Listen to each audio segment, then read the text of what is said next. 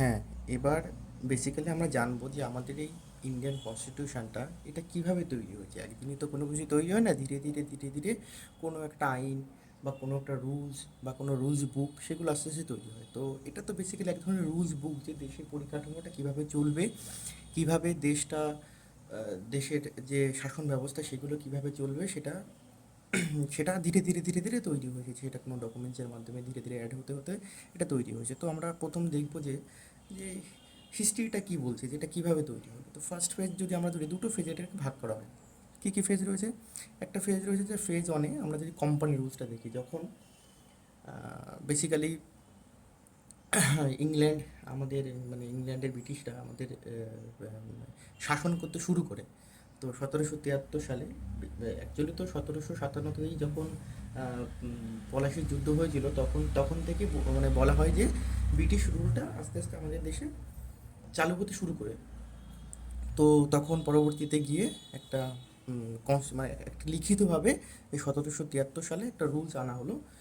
সেটা হচ্ছে 1773 সালে যে রুলসটা আনা হলো, সেখান থেকে শুরু করে 1857 অবধি। 1857 কোনটা, যে সিপাহী বিদ্রোহ যেটা, সেই অবধি একটা কোম্পানি রুল চালু হয়। তখন দেশের শাসন ব্যবস্থা কী হবে বা কীভাবে কে ট্রেড করবে, তো সেটা বেসিক্যালি কী হলো, যে এই কোম্পানি রুলস, কোম্পানি তখন এইটাকে দেখাশোনা করতে, যে কীভাবে কী হবে, কীভাবে দেশ চলবে। আর পরবর্তী আরেকটা আছে যেটা ক্রাউন রুল। তো 1757 সালে যখন দেখলো যে এখানে যারা আমাদের নেটিভ যে স্টেটগুলো রয়েছে, তারা যখন এই কোম্পানি রুলের বিরুদ্ধে যুদ্ধ ঘোষণা করলো, তখন ব্রিটিশ চিন্তা করলো যে যে এই কোম্পানিকে দিয়ে আর এই শাসন ব্যবস্থা চালানো যাবে না, তাহলে আমাদের হাতছাড়া হয়ে যাবে। তো একবার কাজ করি, একবারে ব্রিটিশ যে সরকার, সেই সরকারই নিজে হাতে ভারতের শাসন ব্যবস্থার দায়িত্বটা নিল। তখন সেই পিরিয়ডটা কত থাকতো, যে 1857 থেকে 1947 সাল অবধি। 1947 সাল কেন, তারপরের থেকে তো ভারত স্বাধীন হয়ে গেল। তো স্বাধীন হয়ে যাওয়ার জন্য কী হয়েছে, তখন থেকে তো অ্যাকচুয়ালি ভারতের শাসন ব্যবস্থা চালু হলো। তখন ভারতের কনস্টিটিউশন, এবার ভারত কী করে করবে, ভারতের দেশীয় লোক সেটা ঠিক করলো যে আমরা এইভাবে ভেবে দেশটাকে চালাবো। বাট তার আগে তাহলে প্রথম আমরা বুঝতে পারছি যে প্রথম কোম্পানির রুল, কোম্পানি এটাকে দেখভাল করতে, যে দেশের শাসন ব্যবস্থা কী হবে, দেশের ট্রেড কী হবে, দেশের পরিকাঠামো কী করে তৈরি হবে, দেশের সমস্ত রুলস যেগুলো তৈরি হবে সেইগুলো আস্তে আস্তে ধীরে ধীরে ধীরে ধীরে তৈরি হওয়া শুরু করলো। তাহলে ফার্স্ট পেজ আমরা জানলাম যে এটা কোম্পানি রুল, আর সেকেন্ড পেজ আমরা জানলাম যে ক্রাউন রুল। ব্যাস। এবার দেখা যাচ্ছে যে এই কোম্পানির রুলটাও কী করে হলো, সেটারও কিছু হিস্ট্রি আছে, কারণ কোনো কিছু তো হট করে একদিন থেকে শুরু হয় না, এগুলো ধীরে ধীরে ধীরে শুরু হয়। তো দেখা যাচ্ছে যে এই যে লেখা রয়েছে যে 1599 সালে, 1599 সালে কী হয়েছে, তখন একজন ব্রিটিশার ছিল, ব্রিটিশ লোক, তার নাম হচ্ছে জন মিলিন্ডার, সরি, ওটা হচ্ছে মিন্ডেয়ানাল। ইনি হচ্ছে প্রথম হচ্ছে স্থলপথে ভারতবর্ষে আসে, এবং তখন ভারতবর্ষের ক্ষমতায় কে ছিল, ভারতবর্ষে তখন সম্রাট ছিলেন সম্রাট আকবর। তার সময় আসে, এসে উনি অ্যাকচুয়ালি কোনো ডিল হয়তো ওনার সঙ্গে করে থাকতে পারেন। তো সেখান থেকে তার সঙ্গে কিছু মিটিং করে উনি কী করেন, আবার ফেরত যায়। ফেরত গিয়ে উনি ফেরত চলে যায়, এবং পরবর্তীতে আরেকজন ব্রিটিশ হয়েছেন রাফাল ফিঞ্চ। এবার এই দুজন কী করে, এবার যখন এখানকার দেখে, তারা তো যেহেতু ব্যবসায়ী লোক, তারা নিশ্চয়ই দেখে যে এভাবে কীভাবে ব্যবসা করতে পারি। একটা ডিলিং হয়, একটা মিটিং হয় এদের ভিতরে, যে কী কী করতে পারি। এবার কী করে, ওরা দুজন আবার ইংল্যান্ডে ফিরে চলে যায়। ফিরে চলে গিয়ে ওরা কী করে, একটা ট্রেড গ্রুপ খোলে। যে ওরা বলে যে যে ইংল্যান্ডের কিছু সম্ভ্রান্ত যে সমস্ত লোক, আধিপত্যওয়ালা লোক, যাদের পয়সা টয়সা ছিল, ব্যবসায়ী লোক, তারা কী করে একটা গ্রুপ বানায়, যে ঠিক আছে আমরা একটা গ্রুপ বানাবো এবং একটা কোম্পানি প্রতিষ্ঠা করবো। যেমন আমাদের এখানে নতুন স্টার্ট আপ, যেমন তোমাদের কোনো বন্ধুদের সঙ্গে যদি তোমরা নিজের একটা করে কোলাবোরেশন করে বলো যে চলো আমরা আজকে একটা ব্যবসা শুরু করি, তো ঠিক তেমনই ওই মার্চেন্ট গ্রুপ, ওরা একটা একটা গ্রুপ তৈরি করলো এবং সেই কোম্পানির নাম দিল, সেই গ্রুপটাকে কী বলা হচ্ছে, মার্চেন্ট অ্যাডভেঞ্চার গ্রুপ।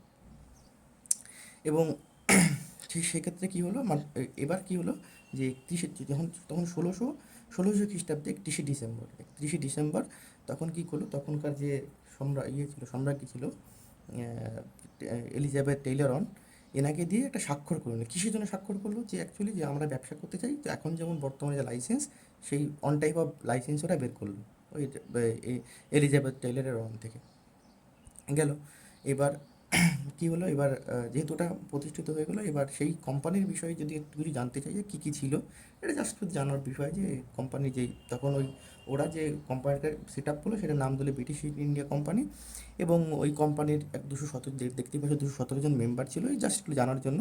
ঠিক আছে, এরা তখন যে ফান্ডটা ছিল, যে সবাই বন্ধু বান্ধব মিলে বা এই মার্চেন্ট গ্রুপ মিলে যে ফান্ডটা তৈরি করে 30,133 টাকা ওরা নিজেদের ভেতরে কালেক্ট করে এবার একটা ব্যবসা শুরু করার জন্য চিন্তা ভাবনা করে।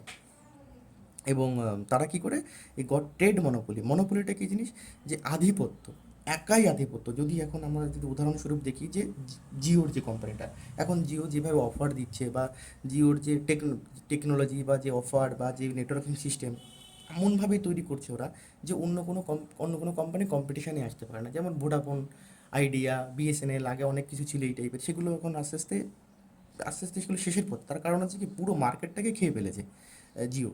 তো এটাকে বলা হচ্ছে মনোপলি। তো তখন ওরা ট্রেড মনোপলি ইন্ডিয়াতে ট্রেড করার জন্য একটা মনোপলি পায়, যে এরাই একমাত্র করতে পারবে। বাস, ভালো কথা।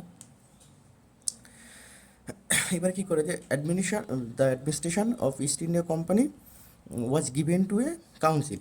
তো একটা কাউন্সিল বানায়। এবার কাউন্সিলে কী কী করবে, কাউন্সিলে ধরো একটা বোর্ড, এক ধরনের কাউন্সিল মানে এক ধরনের একটা বোর্ডই তৈরি করে বলা যায়। তো সেই বোর্ডে কী হয়, সেই কাউন্সিলিংয়ে কী হয়, যে একজন গভর্নর থাকবে, একজন ডেপুটি গভর্নর থাকবে, আর 24 জন আদার মেম্বার থাকবে। ওকে। এবার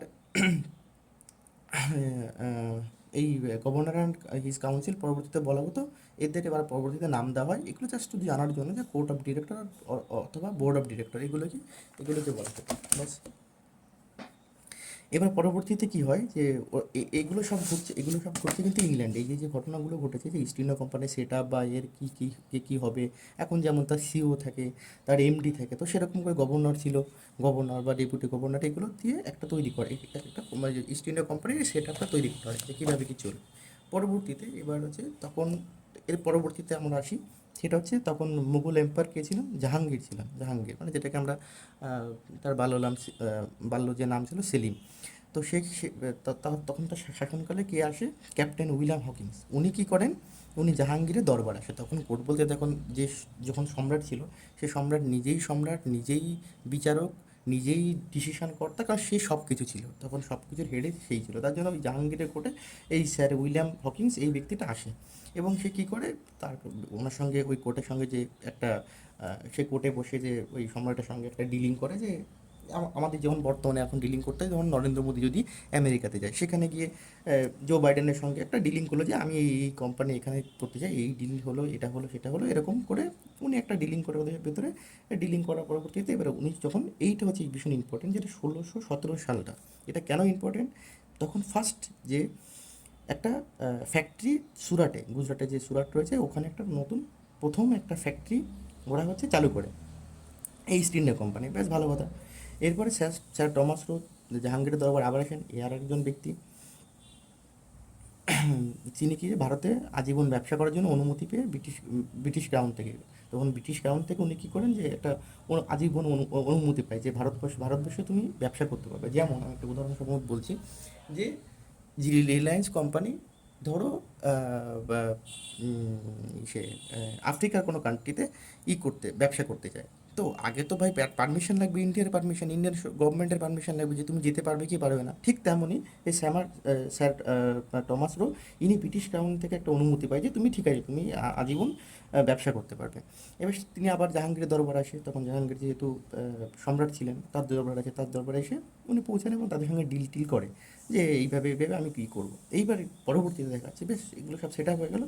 এর পরবর্তীতে কী আসছে, পরবর্তীতে আসছে ওই কোম্পানি কী করে, ইস্ট ইন্ডিয়া কোম্পানি কী করে, 3টে প্রেসিডেন্সি বলে 3টে হেডকোয়ার্টার বানায়। কোথায় কোথায় বানায়, একটা মাদ্রাজ বলছে, একটা বোম্বে বলছে, একটা ক্যালকাটা বলছে। এদের এই 3টিকে হেডকোয়ার্টার বলতে প্রেসিডেন্সি তখন বলা হতো, যে প্রেসিডেন্সি বানায়, যে এই মাদ্রাজে রয়েছে, বোম্বেতে রয়েছে, ক্যালকাটায় রয়েছে। তাহলে একটা ওয়েস্টে রয়েছে, এই হ্যাঁ মাদ্রাসটা এটা সাউথে রয়েছে, এটা ওয়েস্টে রয়েছে, আর এটা ক্যালকাটা মানে কলকাতা আমাদের যেটা ইস্ট সাইডটাই যেটাতে রয়েছে। ব্যাস, এটা হলো। এবার কী করে, যে প্রত্যেকটা যে যে প্রেসিডেন্সি বানায়, এবং সেখানে এবার সেটা চালনা করার জন্য তো আবার সেট আপ দরকার। সেই সেট আপের জন্য কী করে, আবার এই 3টে প্রেসিডেন্সিতে একটা গভর্নর আর তার কাউন্সিল তৈরি করে। জাস্ট নর্মাল ব্যাপার, যে এখানে আলাদা আলাদা যে প্রেসিডেন্সি রয়েছে, সেখানে কী করছে, সেখানে একটা করে গভর্নর দিয়েছে, উনি যে হেড, আর তারপরে তার সাথে কাউন্সিলিং দিয়েছে, যে কীভাবে তারা ব্যবসা করবে, কীভাবে ব্যবসাটা চালু করবে। সেই যে পরিকাঠামো, ওদের একটা কোম্পানির যে রুলস রেগুলেশন থাকে, সেগুলো জাস্ট ওরা করে ওটা এই সেট আপটা পুরো তৈরি করে। এবার পরবর্তীতে আবার চলে আসিস, তো সেইভাবে ওরা ব্যবসা ট্যাবসা করছে, বেশ ভালো কথা। এর পরবর্তীতে চলে আসি, তখন সালটা হচ্ছে কত, 1726। 1726 খ্রিস্টাব্দে কী হয়েছে, তাই governor and his council Madras, Bombay and Calcutta got the power to make law in this presidencies. এবার কি হয়, ওই যে তিনজনই মাদ্রাজ, বোম্বে ও ক্যালকাটা, এদের যে গভর্নর যে ছিল, গভর্নর যে এখানে এখানে ছিল, তারা এবার কী করে পাওয়ার পায়, কী পাওয়ার পায়, যে ওই প্রেসিডেন্সিতে কীভাবে রুলস চালু করব, কীভাবে রুলসগুলো চালু করতে পারে, সেই জিনিসগুলোর জন্য ওরা হচ্ছে ইয়ে পায়,